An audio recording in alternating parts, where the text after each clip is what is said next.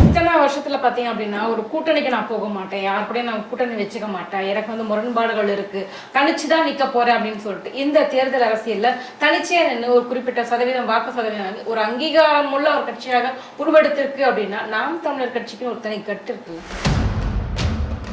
அந்த கட்சி ஆரம்பித்தவர்கள் வேறு, முகம் மட்டும்தான் சிவம்.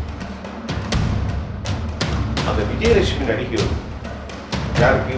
இவருக்கு சில உறவு இருந்துச்சு. அந்த அம்மா சொல்றாங்க, இவர் கன்ஃபஸ்ட் நீ எப்படி நடந்திருக்கும்? இத்தனை லட்சம் கோடிக்கணக்கான தமிழர்களுக்கு எழுச்சி காட்டக்கூடிய எப்படி நடந்திருக்கணும்? நீ ஒரு தலைவன் இந்த அளவுக்கு வெளியே வந்து பேசலாமா, நக்கல் அடிக்கலாமா? இன்னைக்கு அந்த மீட்டிங்ல அவ்வளவு பேரும் கையெழுத்து நிக்க போறாங்க. அது ஒரு பெரிய மாடலா காரணமா பாய் நம்பர் 1. ஏன்னா அதுல வந்து தேடி தேடி ஆள் பிடிச்சதாக தேடினாலே என்கிட்ட சொல்றாரு. தேடினாலே வேட்பாளருக்கு ஆள் இல்லாம வாங்கண்ணா வாங்கண்ணான்னு சொல்லி அது ஒண்ணு. இரண்டாவது விவகாரம் என்னன்னா, சீமானுக்கு வெற்றி பெற வேண்டிய நோக்கம் ஒன்று இல்லை. ஏன் வெற்றி பெற நோக்கம் இல்லைன்னா, அவரை இயக்குபவர்கள் வெளிநாட்டு சக்திகள்.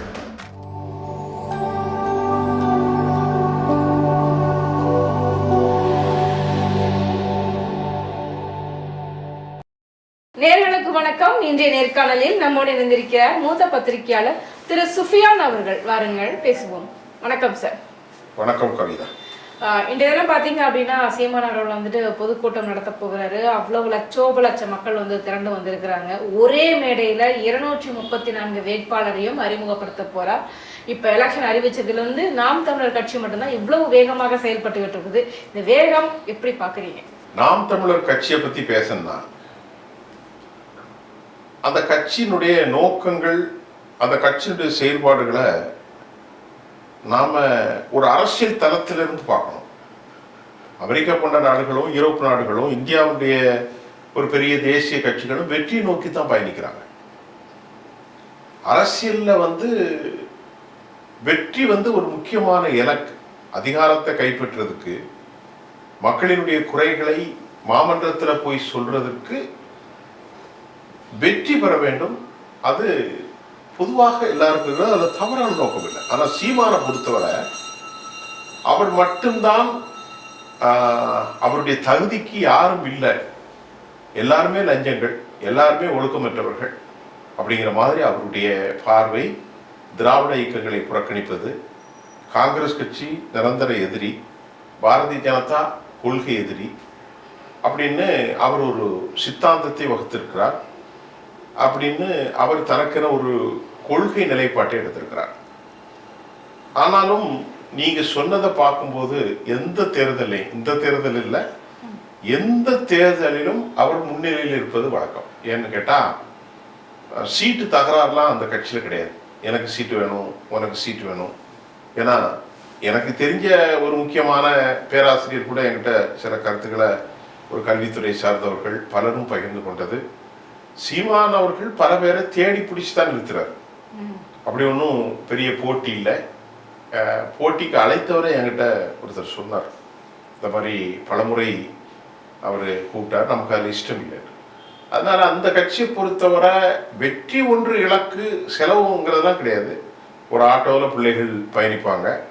வெற்றியை பற்றி அவர் கவலைப்படாதனால போட்டியும் இல்லை. எனக்கு இந்த தொகுதி வேணும், அந்த தொகுதி வேணும். ஏன்னா அவர் வெற்றி பெற போறதில்லைன்னு அவருக்கே தெரியும். ஆனால் அவருக்கு சில நோக்கத்தில் பயணிச்சுட்டு இருக்காரு. இது ஒரு வித்தியாசமான அரசியலா நான் பார்க்குறேன். இத்தனை வருஷத்துல பாத்தீங்க அப்படின்னா ஒரு கூட்டணிக்கு நான் போக மாட்டேன், யார் கூட நான் கூட்டணி வச்சுக்க மாட்டேன், எனக்கு வந்து முரண்பாடுகள் இருக்கு, தனிச்சுதான் நிக்க போறேன் அப்படின்னு சொல்லிட்டு இந்த தேர்தல் அரசியல்ல தனிச்சையா நின்று ஒரு குறிப்பிட்ட சதவீதம் வாக்கு சதவீதம் ஒரு அங்கீகாரம் உள்ள ஒரு கட்சியாக உருவெடுத்திருக்கு அப்படின்னா நாம் தமிழர் கட்சிக்கு ஒரு தனி கட்டு இருக்குல்ல. இதை எனது பார்வையில எப்படி பார்க்கறேன்னா, நாம் தமிழர் வந்து ஒரு இயக்கப்படுகிற ஒரு கட்சி. அதாவது சீமான் அந்த கட்சி ஆரம்பிக்கும் போது, அந்த கட்சி ஆரம்பித்தவர்கள் வேறு, முகம் மட்டும்தான் சீமான். அந்த கட்சி பின்னால் இருந்து இயக்குபவர்கள் வேறு, முகம் மட்டும்தான் சீமான்.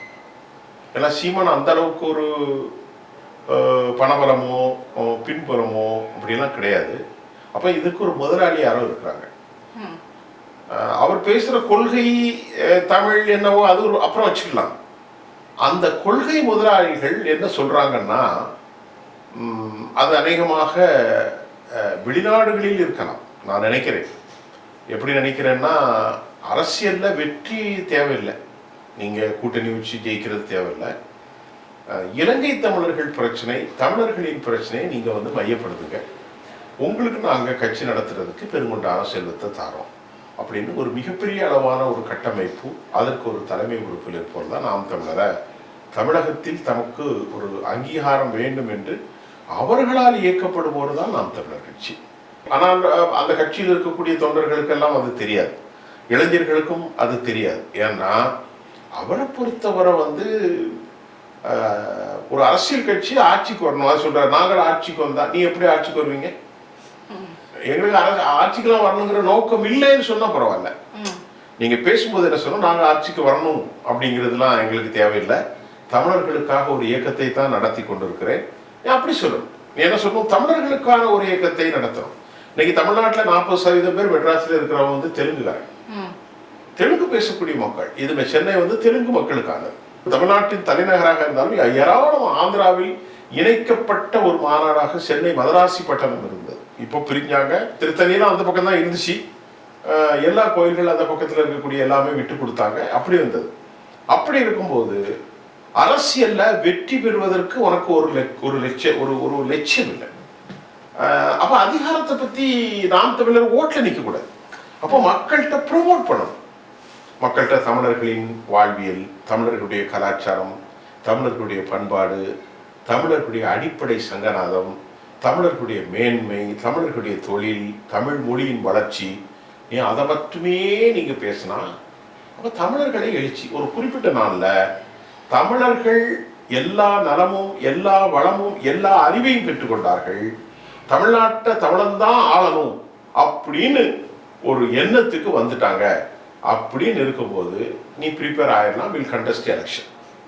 இப்போ நீங்க அந்த மாதிரி எதுவுமே செய்யலையே, யாரோடையும் கூட்டு வைக்கல. அதாவது எலெக்ஷன்ல கூட்டணி வச்சாதான் ஜெயிக்க முடியுங்களா? என் மக்களுக்காக நான் வந்து நிக்கிறேன் அப்படின்னும் போது மக்கள் ஒரு ஆதரவு கொடுக்கலாமே, ஒரு மாற்றத்தை நோக்கிற இதை எதிர்பார்க்கலாமே. அதுதான் இப்போ எலெக்ஷன்ல தெரியுமே. இப்போ என்னன்னா, நீங்க பொறுமையா இருங்க, இந்த ஒரு 3 மாசம் கழிச்சு நீங்க என்னட்ட பேட்டி காணுவீங்க, இறைவன் நாடினார், அதை வச்சுன்னு ஒரு பக்கம். அப்படி இருக்கும்போது குறிச்சு வச்சுக்கிடுங்க, இந்த எலெக்ஷன்ல நாம் தமிழர் மிகப்பெரிய அளவில் சரிவு காணும். எப்படி காணும்னா, 2021 அவங்க 8% எடுத்துட்டாங்க. அதுக்கப்புறம் இந்த இவ்வளவு காலத்திலும் ஏற்பட்ட பெரிய மாறுதல்கள், 21 எலெக்ஷனுக்கு அப்புறமே ஏராளமான கட்சியிலிருந்து ஏராளமான பேர் தொடர்ந்து வெளியேறிக்கிட்டே தான் இருக்காங்க. நிறைய பேர் வெளியேறிக்கிட்டே இருக்கிறாங்க. அதுக்கு காரணம் அவருடைய ஒரு இல்ட்ரீட் நடக்கக்கூடிய முறை. ஒரு கட்சி தலைவர் அப்படிலாம் இருக்கக்கூடாது. ஒரு கட்சி தலைவன் தம்பி வாங்க போங்க அந்த மாதிரி கண்ணியத்தோட பேசணும். ஏல நீ என்ன பெரிய ஆளால மைக்கில் பேசுறதா, இதெல்லாம் ஒரு தலைவனுக்கு அழகு இல்லை. ஒரு தலைவன்னா முதல்ல தனக்கு ஒரு மாரல் கோடு இருக்கணும், எப்படி நடக்கணும். வயது சின்னவர்களாக இருந்தாலும் தம்பி வாங்க போங்க. இந்த கருணாநிதி மீது 1008 விமர்சனம் உண்டு. ஆனாலும் அந்த பொது காலத்தில் அவர் நடந்து கொள்ளக்கூடிய முறையை பாருங்க, எவ்வளவு கிளீனா இருக்கும். டாக்டர் எம்ஜிஆர் அவர்களை பாருங்க, எல்லாருமே செல்வி ஜெயலலிதா அவர்களை பாருங்க, ரொம்ப கண்ணியமா நடப்பாங்க, யாரையும் ஒரு மேலெல்லாம் பேச மாட்டாங்க. விமர்சனத்துக்கு உள்ளாத தலைவர் யாரும் இல்லை. பெருந்தலைவர் காமராசர் விமர்சனத்துக்கு உண்டு, ராஜாஜி உண்டு, பக்தவச்சனம் உண்டு, அண்ணா உண்டு, எல்லாரும் உண்டு. ஆனால் பொதுக்களத்தில் இந்த லோக்கல் மனிதனை போன்று சீமா பேசுற மாதிரி நாய பேய அந்த பையன் இந்த பையன் இப்படிலாம் ஒரு அரசியல் தலைவர் பேச மாட்டான். அவர் என்னன்னா, அவர் ஒரு பெரிய தாதா மாதிரி அவர் நினைச்சிட்டு அவர் பேசிட்டு இருக்காரு. புரியுதா உங்களுக்கு? ஒரு அரசியல் கட்சி தலைவன் தனது மாரல் கோடு என்ன, உன்னுடைய சிஸ்டம் என்ன, உன்னுடைய நீனே சரியில்லைன்னா உன் தொண்டை எப்படி இருப்பான்? உன் பேச்சே நாயே பேயன்னு இருக்கு. வயல நான் சொல்லலை, ஆடியோக்கள் வருது, ஏராளமான ஆடியோக்கள். பத்திரிகையாளர் மீட்டிங்லையும் கூட ஒரு இம்மாரல் பிரசன்டேஷனா இருக்கு, நீங்க பார்த்துருப்பீங்க. பட் அது வந்து சரியில்லை. ஒரு மொராலிட்டி இருக்கணும், ஒரு தலைவனுக்கு ஒரு மொராலிட்டி இருக்கணும். தம்பி வா அந்த மாதிரி கண்ணியத்தோடு இருக்கணும். போன்ல ஏராளமான காணொலிகள், அவரை பத்தியான வரக்கூடிய காணொலிகள், ஒரு குவாரல் இன் பிட்வீன் ரெண்டு பேருக்கு இடையில, இவர் ஒருத்தர் ஒருத்தர் அவன் டே வைடா அப்படி அந்த மாதிரிலாம் ஆடியோ லீக் ஆனதுக்கெல்லாம் அவர் பொறுப்பாக முடியுமா சார்? அவர் பேசுறது அவர் பொறுப்பாகலன்னா அவர் ஏன் பேசுறாரு அப்படி? அவர் வீடியோவை அவன் ரெக்கார்ட் பண்ணி போட்டிருக்கான், இவர் ஏன் அப்படி பேசுறாரு? தம்பி நான் பேச மாட்டேன், நீங்க நேரடியா வாங்க பேசிக்கலாம் அப்படி சொல்லாமல.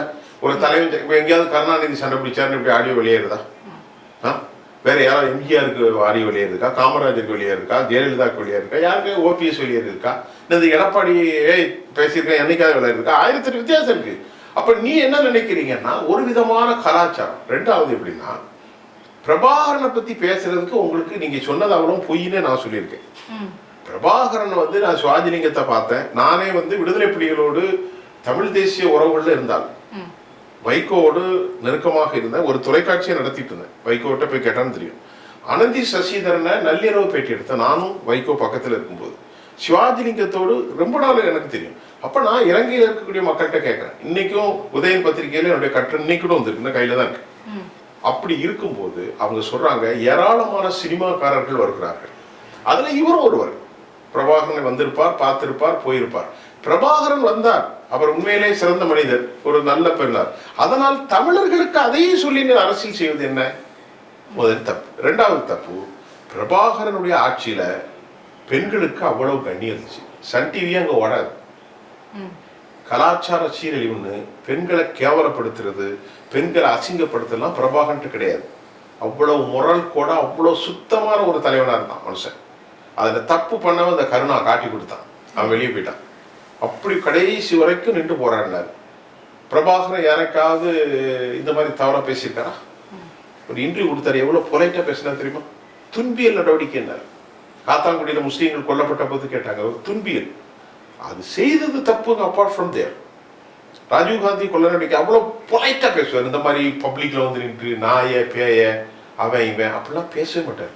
அப்புறம் அந்த விஜயலட்சுமி நடிகையோடு யாருக்கு இவருக்கு சில உறவு இருந்துச்சு. அந்த அம்மா சொல்றாங்க, இவர் கன்ஃபஸ்டு தேர் கில்ட்டி. நீ எப்படி நடந்திருக்கணும்? இத்தனை லட்சம் கோடிக்கணக்கான தமிழர்களுக்கு எழுச்சி காட்டக்கூடிய எப்படி நடந்திருக்கணும் நீ? சார், அது பர்சனல் லைஃபையும் அரசியல கொண்டு வரணும் சார். பர்சனல் லைஃப் எல்லாம் கரெக்ட்டா இருப்பாங்களா? பர்சனல் லைஃப் யாரு கொண்டு வந்தா? இல்லது திமுக காரன் கொண்டு வந்தானா? அண்ணா திமுக காரன் கொண்டு வந்தானா? பிஜேபி காரனா? அந்த பொம்பளை தானே அவங்க வந்து பேசுது. பில் கிளின்டனை பத்தி பிரச்சனைக்கு வந்துச்சு.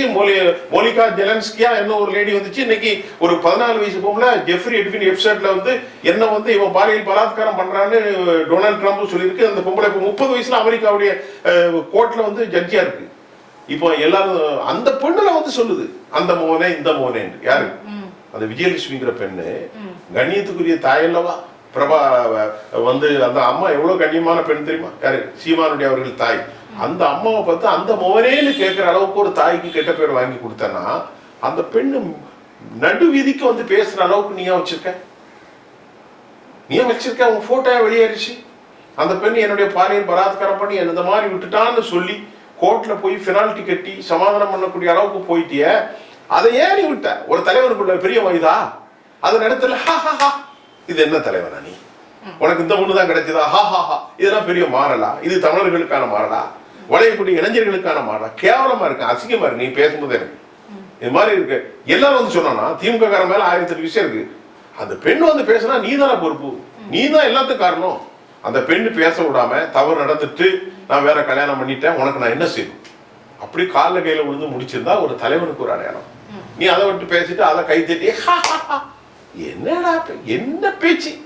இதா ஒரு தமிழனுக்கு ஒரு மாறல்? நம்ம ஒரு சின்ன விஷயம் தாங்க மாட்டோம், 10 நாள் தூக்கம் வராது. எனக்கெல்லாம் அப்படித்தான். யாரா இருந்தாலும் சரி, நாமளும் எத்தனையோ பேட்ட பழகிறோம். அதெல்லாம் கிடையாது, அப்படிலாம் பழகக்கூடாது.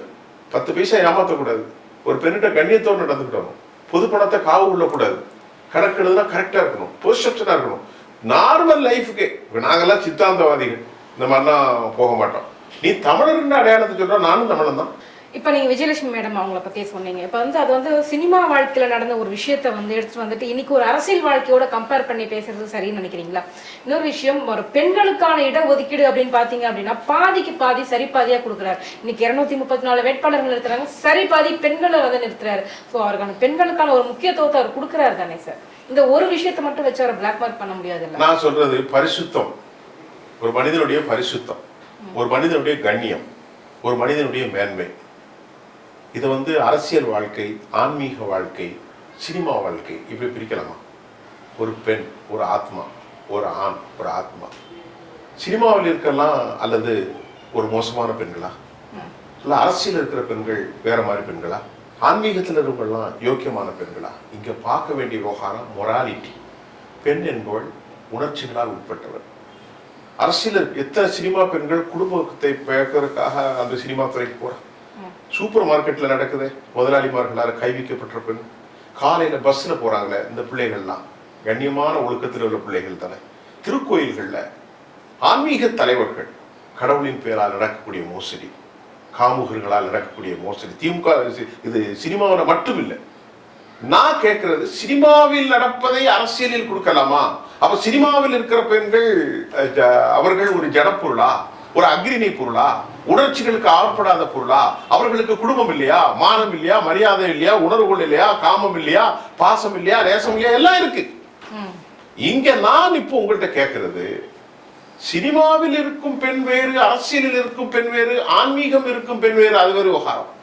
ஒரு தலைவன் இந்த அளவிற்கு வெளியே வந்து பேசலாமா, நக்கல் அடிக்கலாமா? நான் அதையே தொடர்ந்து பேச விரும்பல.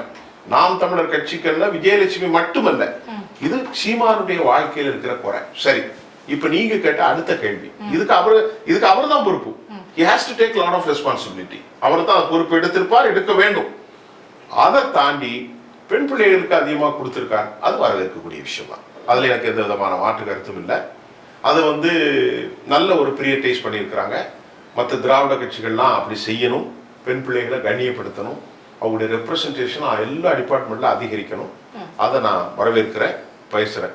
ஆனாலும் தன் நுழலும் தன் வாயால் கெடும்னு வாயாலையும் இதாலையும் கெட்டு போன ஒரு தலைவருக்கு பின்னால் இன்றைக்கு நீங்க வேணா குறிச்சு வச்சுக்கிடுங்க, இந்த எலெக்ஷன் ரிசல்ட் பாருங்க, ரொம்ப மோசமா இருக்கும். இது நீங்க எலெக்ஷன் ரிசல்ட்னு சொல்றது தாவேக்காவினுடைய வருகையை மையப்படுத்தி நீங்க சொல்றீங்களா? அந்த தாவேக்கா சீமானுடைய ஓட் பேங்க் காலி ஆயிடும், அவ்வளவுதான், முடிஞ்சு போச்சு, சதவீதம் குறைஞ்சிடும் அப்படின்னு சொல்றாங்கல்ல. தாவேக்காவுடைய மையம் நான் அப்படி சொல்லல. தாவேக்காவுல பாதிக்கப்படுறது கரம்பல் அப்படின்னு ஒரு வார்த்தையை நான் பயன்படுத்துறேன். தாவேக்கா யாரையெல்லாம் கரம்பி இருக்கிறது. ஒரு பகுதியில நீர் போகிற போது ரொம்ப ஃபோர்ஸா வரும்போது சைட்ல அலைகள் அடிக்கும், அந்த கரை உடைந்து கொண்டே இருக்கும். இந்த கரைகள் வேகமாக இருக்கிற போது ரொம்ப அதிகமாக தாவேக்கா கரம்புறது அதிமுகவை தான் கரம்பி இருக்கு. அதுக்கடுத்து திமுகவையும் கரம்பி இருக்கும். குறிப்பாக திமுகவுக்கு பிடிக்காதவர்கள், அதிமுகவை திராவிட இயக்கங்கள் பிடிக்காதவர்கள் ஒரு மாற்றாக இருந்தாங்க. அவர்கள் தாவேக்காவுக்கு இப்போ ஓட்டு போட போறாங்க. ரெண்டு பேருக்குமே இப்போ நீங்க நிறைய பேருக்கு அதிமுகவுக்கும் பிடிக்காது, டிஎம்கேக்கும் பிடிக்காது. அந்த கரம்பலில் அதிகம் பாதிக்கப்படுவது திமுகவும் அதிமுகவும் தான் நமக்கு எல்லா செப்பாலஜிஸ்டும் சொல்றாங்க. அதை தாண்டி சீமான் கொஞ்சம் தான் பாதிக்கப்படுறார் அப்படின்னு சொல்றாங்க. ஒரு 1.5% வரைக்கும் தாவேகாவினுடைய எதிரொலிப்பு அவர்களுக்கு இருக்கும். நான் சொல்ற பாதிப்பு அதல்ல, சீமானுடைய பேச்சு. இப்ப இந்த இவ்வளவு நாட்கள்ல சீமான் நடத்தக்கூடிய பேச்சு, விஜயலட்சுமி விவகாரத்தில் அவர் நடந்து கொண்ட முறை, தனது தொண்டர்களிடத்திலே அவர் நடந்து கொள்ளக்கூடிய முறை, எவன் போனாலும் போகட்டு நான் தான் இருப்பேன் அப்படிங்கிற மாதிரி பேச்சு ஒரு 10 வருஷத்துக்கு முன்ன, 8 வருஷத்துக்கு முன்ன, 5 ஆண்டுகளுக்கு முன்பு உள்ள எழுச்சி அவர் டிக்ளைன்ங்கிறதா நான் பார்க்குறேன். Since I was started my career 1977 after I have been continuously watching. அவருக்கான வாக்கு சதவீதம் குறைஞ்சிருக்கிறது. ஏன்னு கேட்குறோம்னா, விஜயகாந்த் அவர்கள் 6%, 8.5%. கடைசியில் அவர் 2016 மரணிக்கிறதுக்கு முன்னாடி அவர் டிக்ளைன் ஆயிட்டார். கழுதை தேர்ந்து கட்டருமா அந்த கட்சி இப்போ 0.43 ஆயிட்டு இன்னைக்கு கூட்டு சேர்ந்துருக்கிறாங்க. ஆனால் அவர் இந்த மாதிரி எல்லா விவகாரத்தில் அவர் எல்லாருக்கும் எல்லாருமே உண்டு. பெண்கள் விவகாரம் எல்லாருக்கும், பெண்கள் விவகாரத்துல யோக்கியமான எவனுமே கிடையாது, யாருமே கிடையாது. ஆனால் நடைமுறையும் அது பேச்சும் நுடலும் தன் வாயால் கெடுன மாதிரி தான் கெட்டிருக்கு. தாவேக்காவுடைய அந்த கரம்பலின் மூலம் பெரிய அளவுக்கு அவர் பாதிக்கதாக தெரியவில்லை. ஆனால் இப்ப லாட் ஆஃப் தி ஸ்பெகுலேஷன் தான் போயிட்டு இருக்கு. we cannot find out in exactly what will happen today and tomorrow, day after tomorrow. நமக்கு அதை கரெக்டா எக்ஸாக்டா ப்ரிடிக்ட் பண்ண தெரியல. மற்ற மாதிரி பொய் சொல்றது எனக்கு தெரியல. சீமான பொறுத்தவரை ஒண்ணு மட்டும் சொல்லிடுறேன், இன்னைக்கு அந்த மீட்டிங்ல அவ்வளவு பேரும் கையை தூக்கி நிக்க போறாங்க. அதை ஒரு பெரிய மாடலா காட்ட போறாரு. Point number 1. ஏன்னா அதுல தேடி தேடி ஆள் பிடிச்சதாக தேடின ஆளே என்கிட்ட சொன்னார். தேடினாலே வேட்பாளருக்கு ஆள் இல்லாம வாங்கன்னு சொல்லி, அது 1. 2. இரண்டாவது விவகாரம் என்னன்னா, சீமானுக்கு வெற்றி பெற வேண்டிய நோக்கம் ஒண்ணும் இல்லை. ஏன் வெற்றி பெற நோக்கம் இல்லைன்னா, அவரை இயக்குபவர்கள் வெளிநாட்டு சக்திகள், தமிழக சக்தி, கட்சி நீங்க நடத்துங்க, நமக்கு ஒரு பிரபாகரன் பேர்ல நம்ம ஒரு அடையாளம் இருக்கு, நாங்க ஒரு பெரிய அமௌண்ட்டை தரோம், அப்படிதான் போயிட்டு இருக்கு. மூன்றாவது, சீமான் முக்கியமான விஷயத்த நான் சொல்ல மறந்துட்டேன். அதை இப்ப சொல்லிட்டு நம்ம இந்த இடைவெளி கூட முடிச்சு, இந்த நிகழ்ச்சி கூட முடிக்கலாம். எப்படின்னு கேட்டேன்னா, இதுவரைக்கும் அயோத்திதாச பண்டிதர், சங்கர்லிங்கனார், நாம் தமிழர் கட்சியுடைய ஆதித்தனார், சௌந்தர பாண்டியனார், சர்பிகி தியாகராயர், இப்படி எல்லாம் பேசி கொண்டிருந்தார் தமிழர்களை பத்தி. திருமாவளவன் பெரியாரு, வேற யாரு பெரியாரு, இல்லை நம்ம பெரியார் பெரியார் இல்லை, பெரியார் மண்ணு, அந்த மண்ணை நான் பார்க்க மாட்டேன். இதே சீமான் தான் பேசி ஃபுல்லா மாத்துறது. இதுக்கு முன்னாடி பேசின காணொலிலாம் கேவலப்படுற மாதிரி இருக்கு. பெரியாருடைய அவர் தான் சொன்னார், பெரியாருடைய கம்புகளை பார்த்து இதை AK-47 கொண்டு வந்தது பெரியாருடைய கம்பு தான், அண்ணாவுடைய பேச்சுகள் என் தலைவர் பிரபாகரன் சொன்னான்னு சொன்ன காணொலி நீங்க போயிட்டு. இப்ப கேட்டா அவன் சொன்னா இப்ப அதுக்கு என்ன இருக்கு, பெரியார் மண்ணு. இப்ப யார் மண்ணு? ராமதாஸ் பெரியாரு. ராமதாஸ் பெரியாரா, திருமாவளவன் பெரியாரா, எல்லாருமே பெரியார் ஒண்ணு. ரைட். இப்படிப்பட்ட தமிழ் தேசியம் பேசுறவன் குருமூர்த்தி மேடையில போய் நின்று பேசுனதுலாம் தப்பு கிடையாது. ஒரு பத்திரிக்கைக்காரன் குருமூர்த்தி கூப்பிட்டா தப்பு இல்லை. பார்ப்பன கடப்பாறையை வைத்து திராவிடத்தை உடைப்பேன்னு சொல்றிய, பார்ப்போம் சாதி பார்க்க பிரச்சனையா தானே. இந்திய சமூகத்துல திருவிதாங்கோட்ல உன் பாட்டி முளையை காட்டி கொண்டு அலைஞ்ச சம்பவம்லாம் எங்க வரலாறு தரும். ஐயா சாமி தோப்புல இதே சமூகம் தண்ணி குடிக்க முடியாம முளையை காட்டி கொண்டு 16 அடிக்கு வாயை ஊத்திட்டு நிக்கணும். என்ன சொல்ற நீ? பார்ப்பனர்கள் சாதி பார்க்க மாட்டார்கள், இனக்குழு பார்க்க மாட்டார்கள், சார்பனர்கள் வித்தியாசம் பார்க்க மாட்டார்கள். அதுலயே உன்னுடைய இது உடைஞ்சு போச்சே. அப்ப சீமான்ட்டு எப்படி போவீங்க? ஒண்ணு, பெரியாரை திட்டமிட்டு பேசுறது. 55 வருஷத்துக்கு முன்னாடி இறந்து போன ஒரு கிழவனை இப்ப பேசுற நோக்கம் என்ன? இரண்டாவது, திராவிடர்களை எதிர்க்கிறங்கிறதுனால பார்ப்பன கடப்பாறை கொண்டு திராவிடர் முடிஞ்சிச்சு. மூன்றாவது, ஒருமையில பேசுறதுனால பல பேர் கட்சி விட்டு வெளியேட்டாங்க. நாலாவது, விஜயலட்சுமி விவகாரத்துல அவர் பப்ளிக்ல அளவு பண்ணார். இந்த காரணங்கள் சீமானுக்கு மிகப்பெரிய டிக்ளைன் ஏற்படுத்துகிறது என்னுடைய பார்வை. கண்டிப்பா சார். ஸோ இந்த 2026 தேர்தல் ஒரு மிகப்பெரிய ஒரு திருப்பு முனையாவே எந்தெந்த கட்சிகளுக்கு மாறப்போகுது அப்படிங்கறத நம்ம கண்டிப்பா. அது சீமா மட்டும் இல்ல கவிதா, இப்போ தேர்ட் பிளேயரா வந்திருக்கிறாரு. 2026 மே மாதம் தமிழ்நாடு ஒரு அரிய புதிய செய்தியை சொல்லும். அன்னைக்கு களத்தில் இருப்பவர்களும் இடத்தை காலி செய்யக்கூடிய புதிய ரிசல்ட் நிறைய. கண்டிப்பா இது ஒரு பொடி வச்சு பேசுறீங்க, அது என்னங்கிறது கூடிய விரைவில் உங்ககிட்டயே நாங்க பேசலாம். நான் வந்து சீமானுக்கு எதிரானவன் அல்ல, அவரை திட்டணுங்கிற நோக்கம் இல்ல, எனக்கு அவருக்கும் தனிப்பட்ட பகை இல்ல. அவர் நடந்துகிட்டது எல்லாம் இப்படி நடந்திருக்க கூடாது, கண்ணியத்தோட நடந்திருக்குன்னா இன்னைக்கு ஒரு உண்மையான ரொம்ப விஷயமா பெரிய அறிஞர்கள்லாம் சொல்றாங்க, பொறுமை, அன்பு, சமாதானம், வார்த்தையில கடுமை காட்டாத அளவு, இதுதான் முக்கியம். புரியுதா உங்களுக்கு? அது நான் கூட சிலத்து கோவப்பட்டுருவேன், அது தப்புதான். ஆனா வார்த்தையில என்ன செய்யணும்? அளந்து பேசணும், ஒழுக்கமா இருக்கணும். நீனே மாடல் இல்லைன்னா உன் பின்னாடி வரணும் எப்படி மாடலா இருப்பான்? நீனே மாடல் இல்லையே, எல்லா விஷயத்திலயும் மாடல் இல்லையே, பேச்சுல மாடல் இல்ல, பொண்ணு விஷயத்துல மாடல் இல்ல, கொடுக்கலாம், எல்லாத்துலயுமே தப்பா இருக்கே. அப்புறம் எப்படி உனக்கு மக்கள் வருவான்? வரும் காலப்போக்கில் காணாமல் போயிடும். கண்டிப்பா சார். ஸோ 2026 தேர்தலை நோக்கின ஒரு நகர்வை தான் நம்ம பார்த்துட்டு இருக்கோம். வருங்காலம் எப்படி இருக்க போகுதுன்றதை பொறுத்திருந்து பார்ப்போம். எங்க கேள்விகளுக்கு ரொம்ப சிறப்பான பதில் சொன்னீங்க, ரொம்ப நன்றி. நன்றிமா.